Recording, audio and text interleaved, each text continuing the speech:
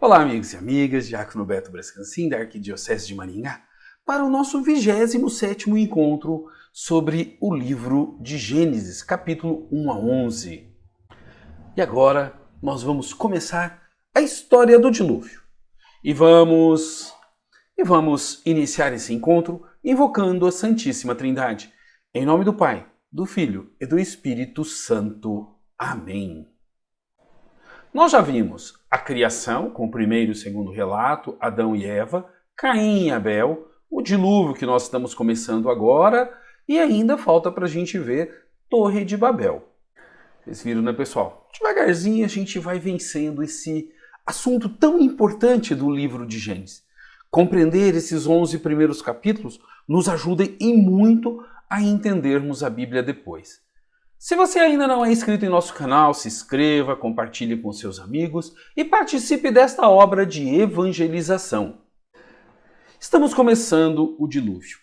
Depois da criação, depois de Adão e Eva que se colocaram para fora do paraíso por desobedecerem a Deus, por não tratarem Deus como pai.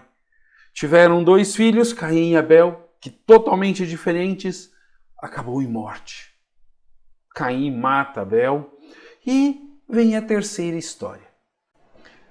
A história do dilúvio, depois do capítulo 5, que nós temos uma genealogia, ela vai começar no capítulo 6.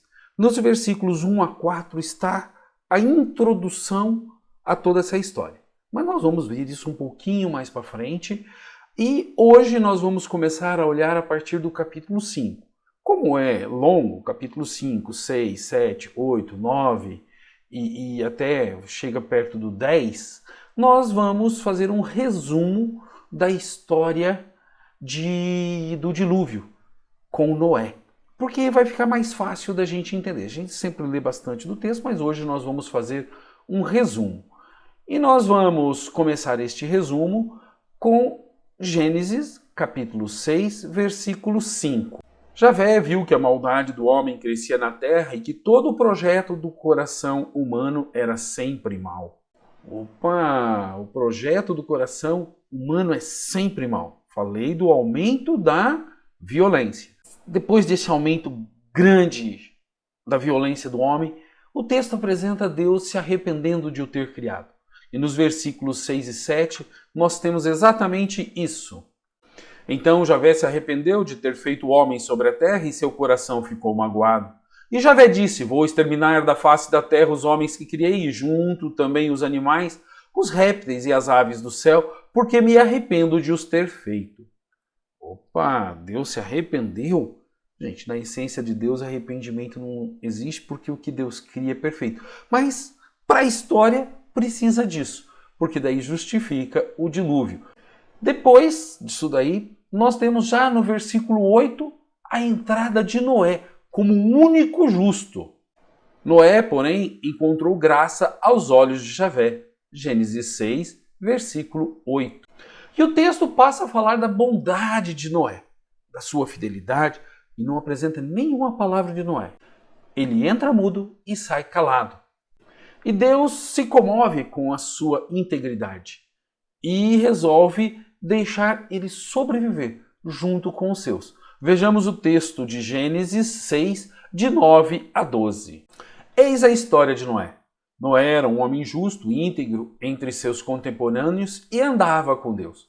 Noé gerou 3 filhos, Sem, Cã e Jafé. A terra se corrompera diante de Deus e estava cheia de violência. Deus viu a terra corrompida, porque todo homem da terra tinha se corrompido em seu comportamento. Triste, né? Todo mundo? Não. Existia o justo Noé. E esse justo Noé, a partir dessa descoberta, vamos dizer assim, que Deus faz, dessa integridade de Noé, ele resolve fazer o dilúvio, mas dá uma missão para Noé: construir uma arca.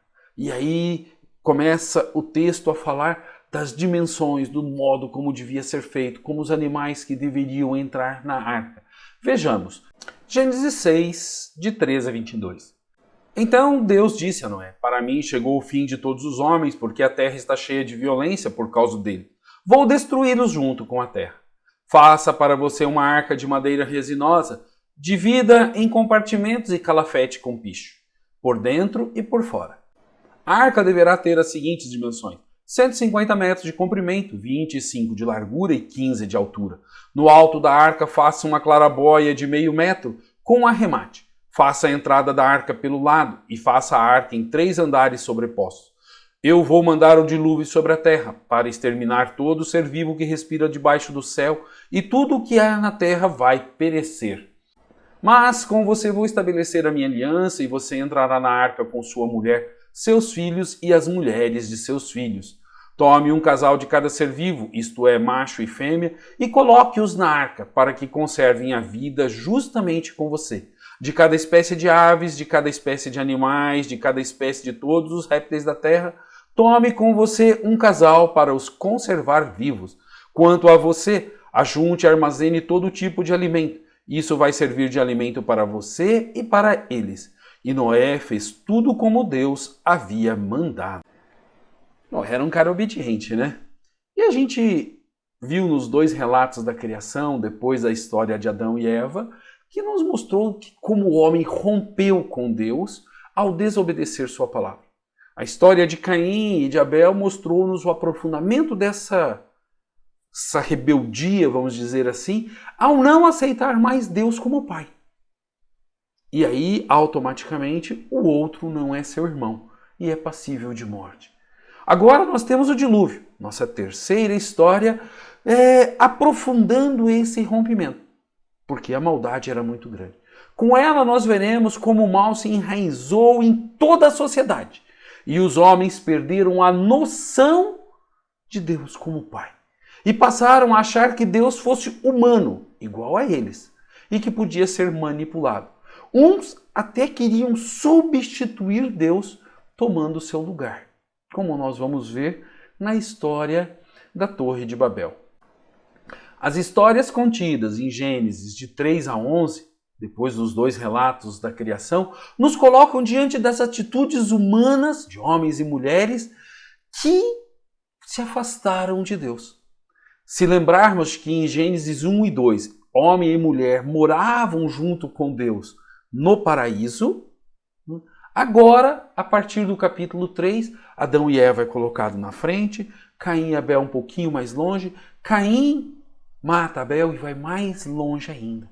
Vai morar lá longe, a leste do Éden. E isso vai mostrando esse afastamento. Agora, nessa história do dilúvio, nós vamos ver que a coisa generalizou-se. Não é mais familiar, é a humanidade, todos os homens. Nessa história, nós veremos que os homens só pensam em fazer o mal. Vocês lembram do tal de Lameque? E chegam ao ponto de mudar a imagem de Deus, que é amor, para justificar esse seu projeto de violência. Eles tiram de Deus a misericórdia para falar que Deus é castigo e assim por diante. Vamos ver melhor isso daí a partir do próximo vídeo, onde nós veremos como que os homens foram substituindo Deus, mudando a imagem de Deus para praticar o seu projeto de violência. Mas isso nós vamos ver a partir do próximo encontro. Sigamos juntos! Paz e bem a todos e a todas. Grande abraço!